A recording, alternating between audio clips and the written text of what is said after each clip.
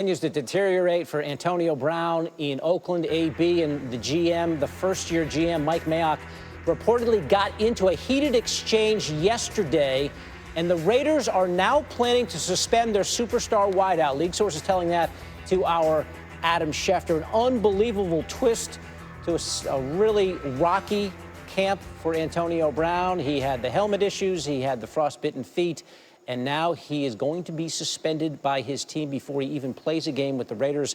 We've got our analyst, Rob Ninkovich, in here with us. When you hear about what's going on with Antonio Brown, this unbelievably productive player who can't seem to get right with the organization, what comes to mind here, Rob? A bad relationship. They're in a bad relationship right now. And how do they get out of it? You know, that you give the guy a big contract. The previous team he was on, he wasn't happy because of the contract issue. There was issues with the previous team. You get out of that issue, you go to a new team and you think, okay, fresh start. Get a new contract, new culture. John Gruden's coming in trying to create a new culture. Mike Mayock create a new culture, a winning culture. And they continue to have these issues. So I don't know what the answer is to this because you are married to him right now with the contract obligation that you do have. But I would anticipate if there is a suspension that this continues to deteriorate over time. It doesn't seem like they're in a good position right now.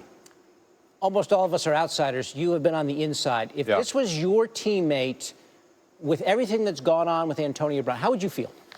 I would be a little angry. You go through training camp and you put in all that hard work. You're building the team, the foundation. You're building your foundation those hard days in training camp so you have success during the season. And if you're not there during those hard days, I feel like that you're not building the foundation with your teammates. So for me, I would anticipate the teammates just saying, look, if you're not here, we don't need you. We're going to try and do this on our own. And they really don't have anything to go back on because this is his first year with the team, and he wasn't there for much of camp. Again, conduct detrimental, we're being told, with Antonio Brown as he got into an exchange with the GM, Mike Mayock. Rob Ninkovich here giving us his thoughts. Kerry, let's get it out to you. All right, David, thank you for that. Joining us on the phone is obviously a teammate, former teammate of Antonio Brown's. It's our colleague, Ryan Clark. Ryan, I have to talk to you about this from a way in which I know you know the history. You know him personally. Obviously, you played with him where you were a Steeler. As you watch this situation escalate, what were your first thoughts when you hear that the Raiders are planning to suspend Antonio Brown because he got into it with the GM?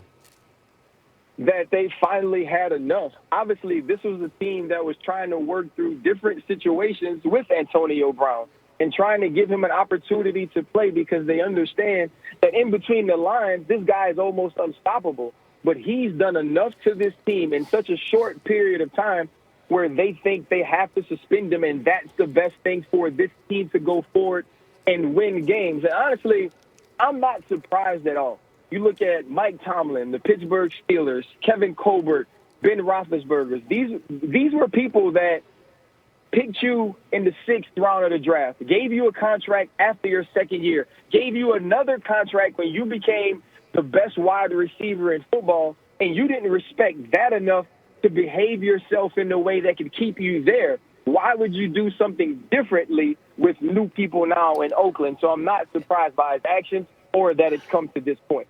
Okay, Ryan, you bring up a very good point. Why would he do something differently? To that end, I ask you, did the Raiders not know who they were acquiring when they got AB? I believe the whole world didn't know. I remember I took a lot of heat last year when I came out, and I said he's always been this dude, and now you're just starting to see it, and everybody would see his smile and kind of his charisma and the way he was engaging and that personality and think that meant he was a good teammate, that meant he was a good dude. And I would always say, without telling and different insight that I know about him, that's not who he is. And now he's reached a point in his life, in his career, where he's tired of hiding these things from the public or the people he works with. And obviously the Raiders thought that they could have a culture that would help him not be that same person. But we're seeing now that they were wrong. All right, we are seeing now that they are wrong. The Raiders are planning to suspend Antonio Brown. Ryan Clark, thank you for calling in and giving us your take on what you think this situation is. I'll send it back to David in Bristol. All right, Kerry, the term buyer's remorse seems to be cropping up a lot with the Antonio Brown situation there in Oakland. Let's bring in our Raiders reporter, Paul Gutierrez. Paul, empty the notebook. What are you hearing? You're there in town. What are you hearing about the Antonio Brown situation? Yeah, I'd say there's a lot of confusion really in the building behind me because it seemed like everything was on the up and up.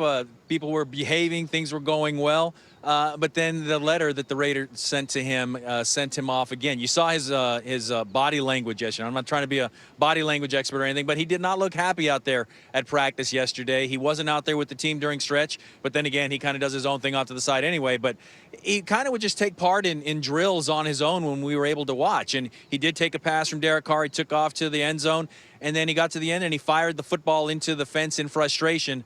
There was some other talk that he kind of barked at a strength and conditioning coach on the field as well. So how that translated over to some sort of a disagreement with Mike Mayock over the letter, well, that's obvious. But again, going back to what I've talked to and the people in the building, there's some confusion right now as to whether this thing is actually official yet or not. But going back to when he disappeared from the team during training camp, there was a thought all the way up to the totem pole here in Oakland that, you know what, if he never plays with us, it's not like we lost anything because we never had him in the first place. And I know that's kind of a dire way to look at it, but that's the way the Raiders are looking at it back in training camp. All right, certainly not the way you want to get things started with a fairly young quarterback and John Gruden taking over this team. And now the guy that was sort of the centerpiece of this new offense for the Raiders, Antonio Brown, sounds like he might not be on the field on Monday night. Paul Gutierrez reporting there with the Raiders. We're back here with Rob Ninkovich. As a player who has sort of run afoul of now two teams in the last couple of years, do you get the sense here, Rob, that he just sort of can't get out of his own way? He cannot get along with authority, whatever it might be. He seems like he's sabotaging his own career. Well, I think, number one, the Steelers look good now. They're smart for having moved on. And the Raiders, obviously, they don't look great right now, having picked him up, the trade, then giving him the new contract, and maybe not doing their due diligence on why. Why was he let go with the Steelers when he was such a productive player and so good for so long? There's a reason that they're giving him up. Right. And that was the issues that were happening last year. So moving forward, I think the biggest thing that they're going to have to tackle now, there's young guys in that locker room. There's guys that are trying to become the next AB, be a great player. And you see an older guy not setting the best example. If you want to be a great organization, you have to remove yourself from those situations that could affect long-term how young guys see the older veteran player conducting himself. You want a guy leading by example. You don't want somebody out there missing practices, complaining about fines. The rules are there for a reason, and your job is to be there on time every single day. He has not done his job much so far with the Raiders. Rob giving us his thoughts. You said earlier you'd be angry as a teammate if you were with Antonio Brown. Ryan Clark talking about the character of AB. Let's bring in our analyst, Louis Riddick now. Louis, what do you make of this latest twist in the saga with Antonio Brown and the Raiders? Yeah, I'll echo a lot of the things that have already been said up, but I'll say this from a team-building perspective. This is a very young football team. They're going to have 11 rookies make this football team, I believe, 7 draft picks, 4 undrafted rookie free agents. So it's a team that needs veteran leadership. It needs its best players, its best older players to set the right example, because this is a team that's on the up and up. And it's a team I'm looking forward to, covering on Monday Night Football. For AB to be pulling this BS and getting himself into these situations over and over again already within the first couple of months of being on this football team, it's highly, highly disappointing because he's forcing their hand. He's forcing Mike Mayock's hand if all this stuff is true, this stuff is happening. He's forcing John's hand. This isn't what they brought him here for. They didn't bring him there to be a distraction. They brought him there to be a game-changing player. And right now, for his availability to be in question for Monday night, that's just unacceptable. Yep. Raiders, Broncos, Monday night, starting the season, and it sounds like they're not going to have their superstar wide receiver. Yet we do know that yesterday Brown posted on social media a letter sent to him from Mayock explaining the $54,000 in fines he has incurred since joining the team. Jason, let's start with you. This doesn't seem like the greatest acquisition in the annals of that storied franchise. Well, Jeremy, I mean, none of this is actually surprising. You're talking about a guy who once posted to social media Mike Tomlin talking to the team during a playoff game. I mean, this is not someone who you know what you're getting with Antonio Brown. And the fact that Mayock sent him that letter just shows me he's kind of out of his depth dealing with Antonio Brown. What did you think he was going to do with that letter? You didn't think he was going to be angry? Again, he uses social media in a way that is much more than a lot of players do, and we know how NFL players use social media. So you didn't think he was going to post that letter? You didn't think he was going to be angry about this? Look, if you trade for Antonio Brown, you're trading for the whole package. And you better understand that if you bring that guy in, you better do everything you can to make him happy, because if you don't, this is what you're going to get. Sal, Las Vegas already reacting to the news, the future home of the Raiders. Of course, they've taken the prop bets off the board that involve Antonio Brown and Derek Carr. What do you make of all this? Well, I was out in Napa when the Rams and Raiders had their joint practices, and Antonio Brown was in the midst of his holdout over the helmet issue and also over his burned feet. And I can tell you frustration was building then because he missed 9 of the first 10 training camp practices. So they clearly at that point were getting to the boiling point with Antonio Brown. And then the helmet issue persisted, Jeremy. And then, of course, I agree with Jason. I wouldn't have, if I were Mike Mayock, who's in his first year as the general manager of the Oakland Raiders, you have to know your audience here. And I probably wouldn't have sent them that letter with the fine, explanation of the fines included, because you know the reaction. You know, Antonio Brown, of all the players in the NFL, has weaponized social media as a way of talking back to the league and to the authorities in the league. And so you had to know going in that this was the wrong move. Well, look, this is interesting because you two are on the show today to talk about the state of the NFL. It's a subject you both know well. And in a matter of speaking, this is illustrative of the state of the NFL. We're talking about Antonio Brown getting suspended for putting something on Instagram. We're talking about his issues with his helmet and the cryotherapy on his feet. It's a much better conversation from the perspective of the NFL than the conversations that were taking place 5 years ago after Ray Rice, or 3 years ago, or even 2 years ago with Kaepernick and other issues. Right now, how would you say, generally speaking, Jason, the league feels about where it is in the public landscape?